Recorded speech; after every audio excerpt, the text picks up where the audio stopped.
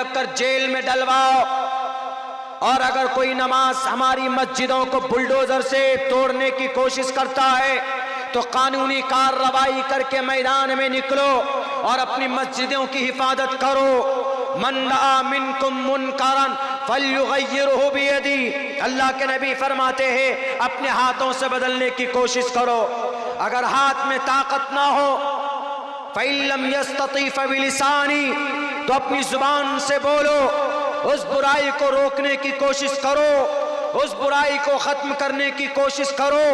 अगर समाज में कोई बुराई है या मस्जिद को तोड़ने का, इससे बुरा काम क्या हो सकता है? नमाज में इलाज चलाता है पुलिस वाला गुंडा, इससे बड़ा जुर्म क्या हो सकता है? हाथ से नहीं रोक सकते तो जुबान से बुरा कहो कि पुलिस वाले का ये अमल गलत है, असंवैधानिक है। लेकिन आज कोई जल्दी बोलता नहीं है, डर से हम बोलेंगे तो हमारे हाथ में हथकड़ी लग जाएगी, डर से नहीं बोलते हैं लोग। मेरे भाइयों, तीसरी चीज क्या है? फ़इल्लम यस्तती फ़बिलिसानी फ़इल्लम यस्तती फ़बिक़ल्बी।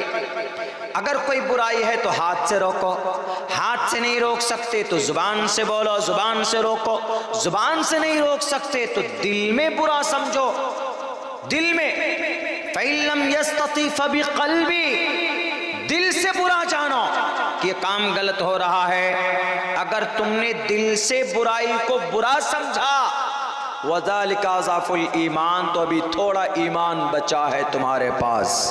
मुसलमान शराब पीने को बुरा नहीं समझता, नमाज छोड़ने को बुरा नहीं समझता है, कोशिश भी नहीं करता है, बुराई को बुरा नहीं समझ रहा है, तो बताइए ईमान कहाँ गया मुसलमानों का? मेरे भाइयों, ये वक्त बहुत ख़तरनाक चल रहा है हमारे मुल्क हिंदुस्तान नहीं, पूरी दुनिया के अंदर एक साजिश चल रही है मुसलमानों के खिलाफ। कैसे बचोगे, कैसे बचाओगे अपने आप को? सिर्फ एक रास्ता, there is only one way to protect yourself. आप अपनी जात को बचाने के लिए सिर्फ आपके पास एक रास्ता है, सिर्फ एक रास्ता। वो रास्ता यह है कि जो शरीयत आपके पास है, इस शरीयत के मुताबिक अमल करना सीखो अपनी ज़िंदगी में। शरीयत हमसे क्या कहती है? बच्चा बालिग हो गया तो क्या करना, बच्चा बड़ा हो गया तो क्या करना? नमाज पढ़ना। मालदार है तो क्या करना? ज़कात अदा करना। रमज़ान का महीना आ रहा है तो क्या करना है? हर मर्द औरत को, बालिग को, आकिल को, बड़े छोटे को, घर के अंदर जो इंसान रहता हो, सफ़र में ना हो, मुबारक रमज़ान का महीना आया, रोज़े रखिए। खुसूसन जवानों पर तो जिम्मेदारी बढ़ जाती, लेकिन हमारा जवान ही आजकल रोज़ा नहीं रखता है। 30 दिन भूखे रहेंगे मौलाना, सूख जाएंगे, कांटे हो जाएंगे। 11 महीना तक मैंने बॉडी बनाया है, अभी 1 महीना भूखे रहेंगे तो पता नहीं। हमने बहुत ही मुश्किल से बॉडी बनाई है और हम रोज़ा रखेंगे। रोज़ा रखो, रोज़ा तक़वा पैदा होगा। या अय्युहल्लज़ीना आमनू कुतिबा अलैकुमुस्सियाम कमा कुतिबा अलल्लज़ीना मिन क़ब्लिकुम लअल्लकुम तत्तक़ून। रोज़ा रखने की वजह से आपके अंदर तक़वा पैदा होगा। रमज़ा, रोज़ा इंसानों की गलती को, गुनाहों को जलाकर ख़त्म कर देता है। ये महीना शायद 12 तारीख से पहला रोज़ा है। कुरान करीम की तिलावत कीजिए, कसरत इबादत कीजिए, पाबंदी से नमाज पढ़िए। पूरे साल आपने जो गुनाह किया है, बैठ कर रो रब्बे जुल जलाल के सामने में। इस मुबारक महीने में अल्लाह के नज़र में इसकी बड़ी अहमियत है। इस महीने में कसरत इबादत हो, पाबंदी से नमाज हो, रातों को तहज्जुद पढ़ा करो, तरावी की नमाज पढ़ा करें, कुरान करीम की तिलावत करें, एक निज़ाम, एक सिस्टम बनाएं। गाने मत सुनो, नमाज मत छोड़ो। आज जो जालिम कुफ्र के ऊपर, आज जो जालिम मुसलमानों के ऊपर हमला आवर हो रहा है, वो इस वजह से कि मुसलमानों का रिश्ता कुरान से टूट चुका है। वो इस वजह से कि मुसलमानों का रिश्ता नबी पाक अलैहिस्सलातु वस्सलाम की ज़िंदगी से कट चुका है। हमारे जवान जिनके हाथों में कुरान करीम का नुस्खा होना चाहिए, उन नौजवानों के हाथों में बड़े बड़े मोबाइल हैं। रात को 10 बजे तक, 11-12 बजे तक हमारा जवान मोबाइल देखता है, फिल्में देखता है। क्या अल्लाह ने फिल्म देखने के लिए पैदा किया? नौजवानों की अल्लाह ने जवानी दी इसलिए कि सलमान खान, शाहरुख खान, आमिर खान की फिल्में देखो और नमाज छोड़कर सोते रहो। अजान होती रहे, नमाज के ताल्लुक से कोई फिक्र नहीं हमारे नौजवानों को। अल्लाह ने जवानी किस लिए दी है? इसीलिए सोचना पड़ेगा, गौर करना पड़ेगा। अगर हमारे जवान नहीं सुधरे, अगर इस कौम का मुसलमान अगर नहीं सुधरा, तो अल्लाह तबारक व तआला ये जालिम बादशाहों को मुसल्लत करता है इस कौम को सुधारने के लिए। इसीलिए ये जो मुबारक महीना आ रहा है, इस मुबारक महीने में हाथ में मोबाइल की जगह पे कुरान करीम लें, पढ़ें, तिलावत करें, इस कुरान पे गौर करिए। जहां कुरान का दर्स होता है बैठिए, अपने घरों में कुरान का दर्स दीजिए। अल्लाह ने क्या कहा है? गाने सुनने के लिए, फिल्में देखने के लिए तो हम लोग बहुत जतन करते, लेकिन कभी हिम्मत होती है, कभी तौफीक नहीं होती कि कुरान करीम की एक आयत ज़रा सीखें, याद करें। एक आयत अगर सीखते हो, अल्लाह तबारक व तआला एक हर्फ पर 10 नेकियां अता फरमाता है। एक हर्फ पर, अलिफ लाम मीम, देयर आर 3 वर्ड्स, 3 लफ्ज हो गए, 30 नेकियां मिल गई। अलिफ लाम मीम ज़ालिकल किताबु ला रैब फीहि हुदल लिल मुत्तकीन। दुनिया में किसी के पास इतनी अच्छी किताब नहीं है कि जिसको पढ़ने पर सवाब हो। रामायण, महाभारत, गीता पढ़ने वाले पर सवाब नहीं मिलता उनको अच्छी बातें कुछ मिल सकती होंगी, मुमकिन है, ज़रूरी नहीं है। हमारे कुरान से बेहतर कोई किताब नहीं है, लेकिन आज मुसलमान कुरान से दूर हो चुका है। हमारे अगर 5-10 जवान को खड़ा कीजिए और उनको कहिए कि ज़रा कुरान सूरह फातिहा सुनाओ, तो ढंग से सूरह फातिहा नहीं सुना पाएंगे। ज़रा कहो सूरह इखलास सुनाओ, तो नहीं सुना पाएंगे। कहेंगे कि भाई सूरह मुअव्वज़तैन सुनाओ, तो नहीं सुना पाएंगे। कुल औज़ बिरब्बिल फलक, कुल औज़ बिरब्बिन नास सुनाइए, नहीं सुना पाएंगे। अत्तहियात सुनाओ तो नहीं सुना पाएंगे। दरूद शरीफ सुनाओ तो नहीं सुना पाएंगे। और भी बहुत सारी चीज़ें हैं, दुआएं हैं, बहुत सारे मसनून दुआएं हैं, नहीं सुना पाएंगे। गाना पूछ लीजिए, अभी गाना 1 नंबर से 10 नंबर तक गाना सुनाने के लिए तैयार हो जाएंगे। मेरे नौजवानों, आप शरीयत पर अमल कर लो, वरना शरीयत बदली जा रही है आपकी भारत के अंदर में। बदली गई ना आसाम में, पड़ोस में। क्या कानून लाया पता है? इस्लाम में शादी की कोई उम्र है, कोई उम्र नहीं है। इस्लाम में शादी की कोई उम्र तय नहीं है, कभी भी शादी कर सकते हैं। मर्द अगर 50 साल की उम्र में शादी करना चाहे, कोई मैटर नहीं, कर सकते।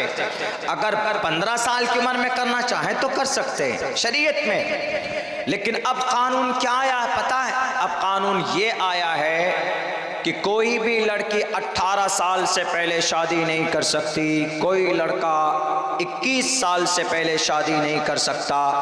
उससे पहले अगर कोई निकाह करेगा, शादी करेगा, तो वह शादी उसकी नहीं मानी जाएगी, वो अनवैलिड होगी। उसको 6 महीने तक जेल हो सकती, 50,000 रुपए का जुर्माना हो सकता है। कहाँ कानून बना है? यही आसाम के अंदर में हेमंत बिश्व शर्मा। इस्लाम में उम्र की कैद नहीं है, लेकिन अब इन्होंने उम्र की कैद लगा दी। गोया शरीयत के अगेंस्ट में, कुरान और शरीयत के अगेंस्ट में कानून बन रहा है। और पता है क्या कह रहे हैं? वो कह रहे हैं कि हम इसलिए ये कानून ला रहे हैं ताकि बाल विवाह रुक जाए। बाल विवाह समझते, छोटी बच्ची की शादी होती है ना छोटी उम्र में। छोटी उम्र में कितनी उम्र में होती? 15 साल से पहले कोई अपनी बच्ची का निकाह नहीं करता। और औरत बच्ची 12 साल में बालिगा हो जाती है, 12 साल की उम्र में। लड़का 15 साल की उम्र में तकरीबन कैपेसिटी हो जाती है उसके अंदर शादी की, लड़की के अंदर में, औरत के अंदर में। ये अल्लाह की तरफ से निज़ाम है।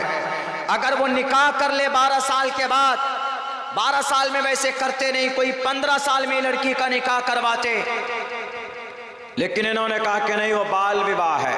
बाल विवाह का मतलब बचपन में शादी है, उसको क्राइम माना जाता है इंडियन कॉन्स्टिट्यूशन में। ठीक है, बाल विवाह, बच्ची की शादी अगर हो जाए बालिग होने से पहले, 18 साल से पहले, तो उसको बाल विवाह माना जाता है। लेकिन इससे भी ज़्यादा खतरनाक गुनाह हो रहा है, उस पर तो कोई कानून नहीं बनना है। असम के अंदर पिछले 1 साल में 1400 बच्चियों का रेप हुआ। इस पर कानून बना? पूछिए सीएम साहब से, हेमंत बिश्व शर्मा जी, कानून बना इस पे? आपके Assam witnessed Indian express, times now Bharat news report करता है पिछले 1 साल में 1400 बच्ची का रेप होता है। आप इस पर कानून नहीं बनाते? 31 जनवरी सन 2024 को गुवाहाटी की सड़कों पर एक 15 साल की लड़की स्कूल पढ़ने के लिए जाती है, उसके पड़ोसी उसके साथ रेप करता है, उसका मर्डर कर देता है। इस पर कोई कानून नहीं बनता है। पिछले 3 साल के अंदर 12,776 बच्चियों का रेप होता है आसाम के अंदर। इस पर कोई कानून नहीं बनता है। अगर कानून बने तो इस्लाम के खिलाफ, कुरान के खिलाफ, शरीयत के खिलाफ कानून बनाते हो। अरे शरीयत अल्लाह की बनाई हुई चीज है, कुरान अल्लाह का फरमान है। मौलाना अब्दुल्ला की तरफ से नहीं है कुरान, मोहम्मदुर रसूलुल्लाह के तरफ से भी नहीं है कुरान, बल्कि ये कुरान डायरेक्ट अल्लाह के तरफ से है। वमा यंतिकु अनिल हवा इन हुवा इल्ला वह्युन यूहा, अल्लाह के तरफ से वही की गई है, अल्लाह का फरमान है। और अल्लाह से बेहतर कोई नहीं जान सकता, कोई इस्लाह का बेहतर तरीका नहीं बता सकता है अल्लाह तबारक व तआला से। अगर बेटी की इतनी फिक्र है तो उन 12,776 बेटियों को इज्जत दो, उनकी इज्जत की हिफाजत के लिए कोई कानून बनाते। हेमंत बिश्व शर्मा साहब, वो एक 15 साल की बच्ची स्कूल जाते हुए उसका रेप होता है, उसकी इज्जत बचाने के लिए कोई कानून नहीं बनाते, कोई उसके ऊपर फिक्र नहीं होती।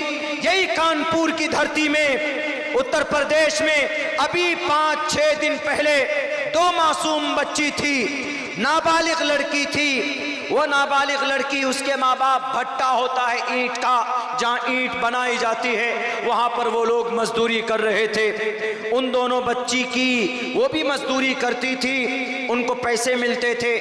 लेकिन भट्टे में जो ठेकेदार था, उस ठेकेदार ने उन दोनों बच्ची का वीडियो बनाया छेड़छाड़ का, और उस वीडियो के जरिए से डेली या हर हफ्ते में या हर 2 दिन में या 3 दिन में उस बच्ची का रेप करता था, उसकी इज्जत लूटता था, डराता और धमकाता था, और ये कहता था कि अगर तुम किसी को बोलोगी तो तुम्हारा ये वीडियो वायरल कर देंगे, तुम जलील हो जाओगी, तुम्हारी इज्जत तुम्हारी बेइज्जती होगी, तुमसे कोई शादी नहीं करेगा। वो बच्ची डर गई। उन बच्चियों ने मजबूर होकर, उसका बाप गया पुलिस वाले के पास, नमाज पढ़ने पर तुम्हारे पेट में दर्द होता है, लात मारते हो पुलिस वाले गुंडे भाई साहब, लेकिन बेटियों की इज्जत लूटी जाती है, उस पर तुम्हारा पैर नहीं चलता, उस पर तुम्हारा हाथ नहीं चलता। पता है क्या किया? उसके बाप गए डीएम के पास, एसपी के पास कि हमारी बेटी की इज्जत लूटी गई है, सर कुछ कीजिए हमारी बेटी का। तो उन्होंने कहा ठीक है, लिख करके दो, हम कार्रवाई करेंगे। 1 हफ्ता हो गया, 1 महीना हो गया, 2 महीने, 3 महीने, 5 महीने, 6 महीने, 1 साल बीत गया, कोई कार्रवाई नहीं हुई। क्यों? क्योंकि सामने जो दबंग था, जो जिना करने वाला